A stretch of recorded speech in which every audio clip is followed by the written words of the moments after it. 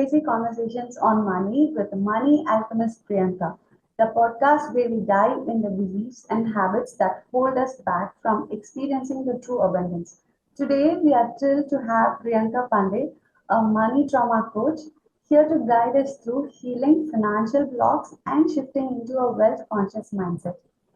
Priyanka, welcome to the podcast. We are so excited to have you with us today to explore what creates financial struggles and, more importantly, how to transform our relationship with money. Thank you very much, Yoga, for having me here. Thank you for inviting, and I'm excited what questions you are going to throw on us. We are excited to.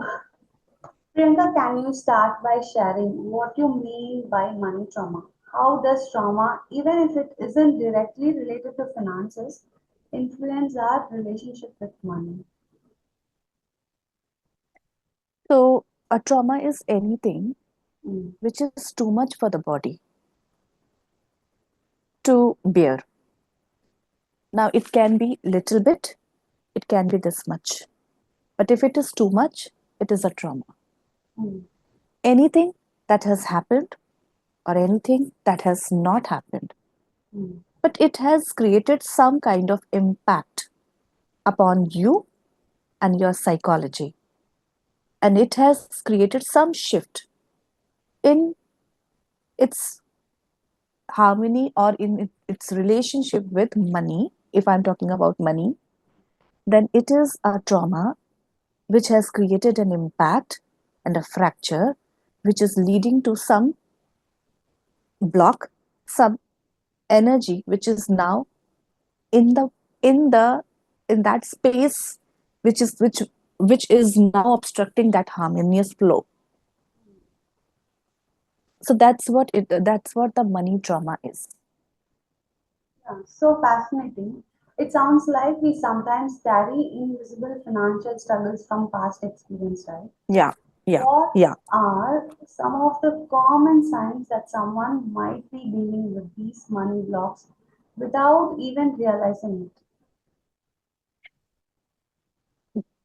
Some common blocks can be like a person is not able to earn money. Mm, They are capable, they are qualified, but they are not earning money. They can't find the opportunities. They are stuck with limited earning resources only. mm, There is a glass ceiling, there is a cap beyond which a person is not able to grow. They feel scared with money, they lose money, they can't save money. And whenever it comes in surplus, they somehow find some way through which it goes out, maybe through disease, maybe through some fraud, maybe through some theft, or anyways, it goes away. And these are the very common signs of holding on to the money traumas. If one has to know, like, am I holding that money trauma? So these are the sign to know that yes, there are. how do childhood and family conditioning influence our money mindset? Are there specific early experiences or messages we tend to carry in adulthood? So the childhood experiences, see, since the time of conception as a Mm, fetus in the womb, or before 6 months, we can say, the energy is already there mm, until the age of 7 years. It's a crucial period where everything is not directly given to a child, but it is absorbed by the child. So anything if is not in alignment to the child, which is giving the message to child that there is no abundance, there is scarcity, there is insecurity in parents, they are fighting for money, they are worried about the future child, they are worried about the expansion of family, and the child is absorbing, not listening exactly, not absorb. understanding exactly, but absorbing in the as a fetus in the womb, Mm, that there is some problem with the money. they My sense. parents are not feeling safe. Mm, The outside world is full of scarcity. There is lack. One cannot find enough to feel safe. mm, Now these are the programmings that have been absorbed by the child unknowingly, and thus very crucial decisions and very crucial programmings have already been given inside the womb to the child, not by parents, but absorbed by the child, fetus. And now, similar reality a child sees when a child faces the world. A child is demanding for a small toy, but parents cannot give, or parents are asking, why you need this? A child doesn't know anything, but they know but a child knows that the need has to be justified. Then only it can be given, it can be fulfilled. So these are the small things which create the building blocks for the entire life, and especially around the financial aspects. So childhood and family beliefs, family conditioning holds seriously a very significant role in life. It plays really significant role, and that is what is actually building the life of child. You work with clients to shift their beliefs around money, right? Could you walk us through how limiting beliefs form and what happens in the mind and body when we carry these beliefs for years? So as I told in the last examples, these are the beliefs that we carry, Mm, right? And a body is energy, space, and a consciousness. Body is nothing, but it's solidified, but it's actually a space, consciousness, and energy. mm, When I say space and when I say energy, it means that energy of good, energy of bad. If the beliefs are not in harmony, in alignment to bringing the abundance, so they are actually negative energy or not so good energy. It is also inside the body and holding the space of the body. So in relation to money, if money has to be inside, you need some space. So if the house is already filled with lots of things, you can't bring in anything new. To bring in something, you need to either remove something or adjust or make more go for it. space, Mm, right? So in order to have more money and have money, and in order to clear the energy and make a good relationship with money, the body has to have that space, and that space is filled with energy. And now energy can be good or bad, and energy can never be created nor destroyed. It only changes forms. So the bad energy or the traumatic energy or the traumatic experience and memories are just like are only energy which needs to be changed. And once they are changed, they create the space for the better things. And better mm. things is abundance. It can be money, riches, wealth, anything. Then Interesting. What are some of the most common limiting beliefs and how do you help clients start to identify with themselves? so the limiting beliefs are common limiting beliefs are money is hard to earn. Mm, You need to be very much qualified to have to mm, earn good money. Only people who have excelled in their academics can do well. Businesses cannot do well. Job is secure. Businesses are insecure. Money is root cause of all evils. If evil. We money have to comes, work hard. then other problems come. Relationships are spoils, or a health problem comes, and whatnot. Money makes a person bad. So all Mm, these are very common beliefs that we see in people. mm, And how do we identify? See, these are very common ones, which are on tips. But I have seen in in clients that people have weird beliefs. mm, One of my client, I worked with him, and he had this problem that he could not save money. He could not have money. mm, And when I inquired and was working with that client, I found that he had this severe belief that if he keeps money in the wallet, mm, the saved money, even in the wallet, is not safe. It can be, it can be stolen, Mm. right?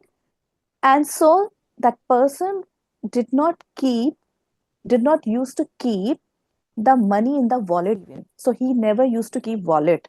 He had Okay. no bank account. Mm, mm, He had no bank account because his belief was that if I'll keep the money in the bank, it will be stolen. mm, Now, see, if you haven't created spaces for money to mm, come mm, and be there because you had some belief, and that is a very limiting belief, how can money come? yeah, that's true. Mm, So that these are the weird beliefs, the common beliefs I told you, but this was the weird belief that I found. It's not a judgment, but it's yeah. something that I just wanted to bring here, that something which you cannot even imagine that you are thinking and you are behaving around, and that's creating some problem that you are going for the healing. Mm, These are the limiting, peculiar limiting beliefs that are present in all of us somewhere, yeah. but that's creating that reality. So Mm, how do we find, your next question was, so what I used to do, I ask my clients to make, I do the digging with them first of mm, all. When we mm, come to the core, then from there I start the healing process. mm. And then I make them question their own belief, whether that belief is true for them or True. not. And if it is really true, first of all, when they realize it is not true, that the thing is already there, like the thing is complete there. They Mm, know that no, this is not true. But then if they say no, this seems true because this was the past experience they was going through, then mm, for that I say that okay, who told? And then from where they have learned, and then go to that core and that root, and from there do the digging process, and whatever comes then do the we do I do the healing then. mm. That is how I make them, my client understand where it is stemming from. Ultimately it is not there, Yeah. that's Mm, true, but mm, till the time it is not found where it is coming from, it has to be dug. yeah. Mm. That's very like you just directly go to the roots of the belief where it was started and from whom it came, and is that Yeah. true for, yeah, so it's like breaking down the barrier first and then taking out See, the human mind is a very logical mind, right? mm, mm, We need to know. We know something is not true for me. mm, I know that something is not true for me. But in order to believe me that something is not true for me, I need to know why it is not true for me. mm, And until and unless I know, I don't know, I can't believe that mm, yes, do I really want to now leave it?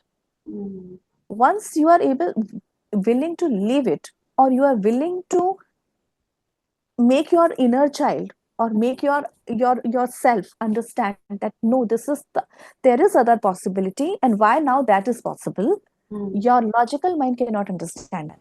mm, So healing is very much about, uh, very much about transmuting the energy, plus plus questioning your own self with the coaching work. which is holding you back, Yeah. right?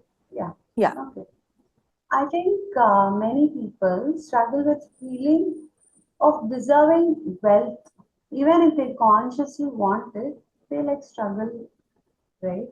How important is self-worth in the process of creating financial abundance? See, uh, we are the creator of our life. Mm, So whatever we are being, doing, and creating, mm, that is our conscious choice. mm, Okay.